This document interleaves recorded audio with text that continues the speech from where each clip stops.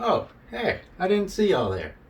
See, I'm actually on this jet ski headed for Epstein Island. See, I'm actually a secret detective, and I've been tasked with exploring the island and finding out Jeffrey's deepest secrets. It's a dangerous mission, but it is one that I must do. Uh, it'll be nice to have you guys here as company. We can explore this foreign land together. And with time, we will uncover the deepest secrets about Epstein.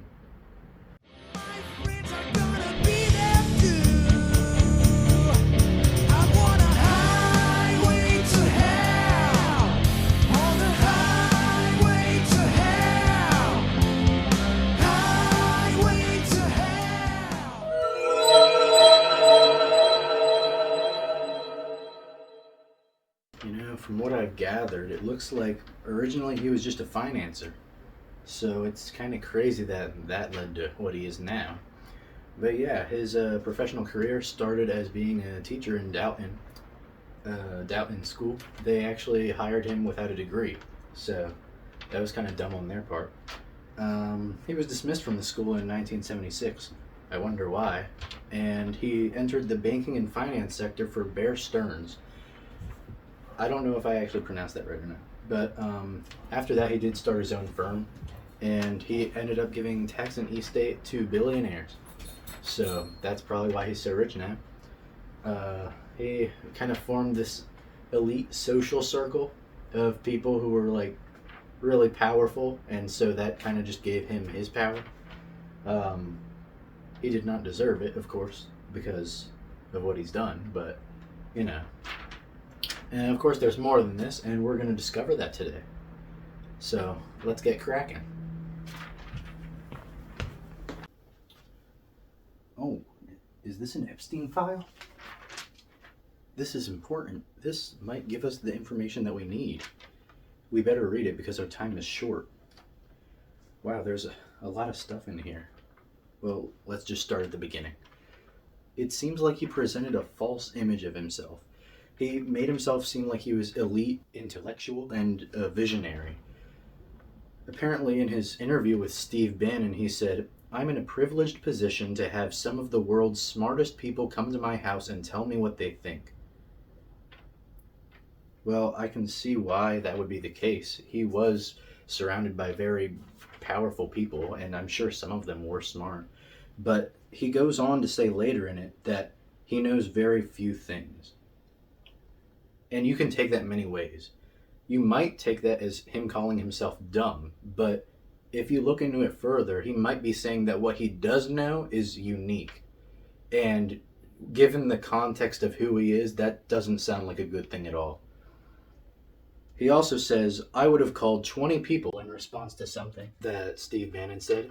And that just goes to show that he wants people to know that he has this powerful ring of people surrounding him and protecting him. He wants people to know that they should fear him, that they should, be afraid because anything they can do, he can shut down because he has all these people at his disposal that are powerful.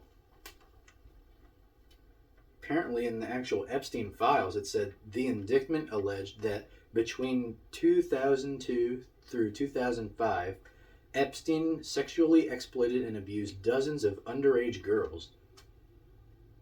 So it is true. Well, I already kind of knew that, but the proof is right there. This is a government file. Wow. So he's just so narcissistic. He frames himself as a uniquely brilliant person with this powerful ring of people. But really, he's just evil. He's manipulative and not to mention deceptive and calculating because, of course, he planned this out. Who doesn't plan stuff like this out? He has all of these people to protect him in case something bad happens. And something bad did happen and they didn't protect him. So I guess it all went well. For us, not him. Which is a good thing. So, well, I'm going to keep this. Let's continue.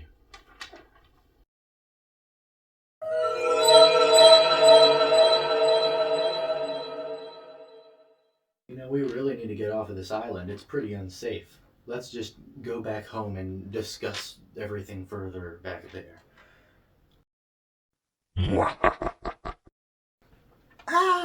Oh no, quickly, help me analyze my sources. First of all, the interview with Steve Bannon is one of the few recorded instances we have of Epstein talking about his life. It lets us learn more about him even though he isn't completely honest. It is a very important resource. We may never get such personal information about him again. This persona appears professional while he talks, bringing up business in Santa Fe and Rockefeller University, but now we know there's more to him than that. Yeah. Next up, the Epstein Library is an official government website filled with information about Epstein. Holds over 1 million files. Many have strange and personal information. It's a great resource as long as you're able to search, because there's like millions of files. It takes a really long time. But it's really helpful because you can search for specific things. They show the many evil things he's done and plotted, making his persona seem evil and secretive. Oh, stop it.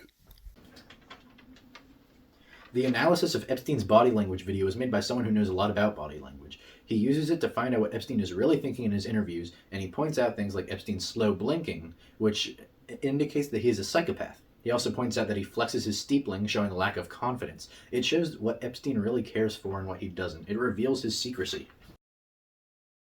Ah.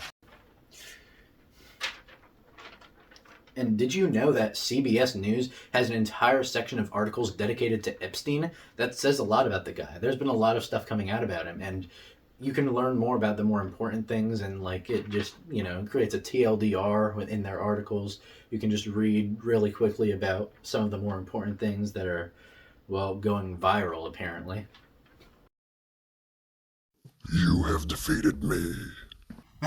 He's down. I better run.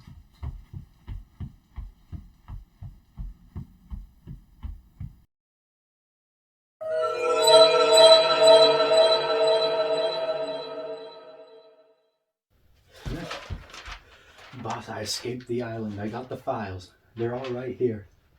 Oh, cool. You didn't actually have to do that, though. I just ended up looking it up on YouTube.